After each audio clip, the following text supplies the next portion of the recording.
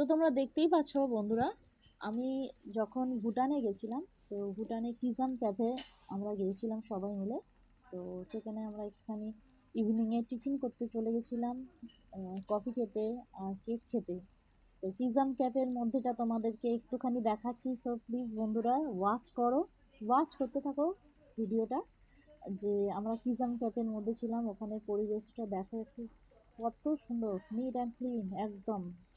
তো দেখতেই পাচ্ছ তো।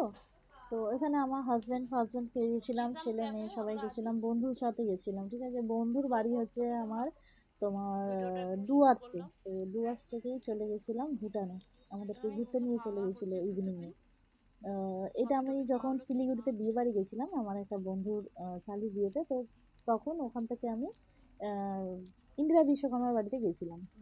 তো ইন্দিরাই নিয়ে গেছিল। ওকে, চলো বাই, টাটা আজকের মতো।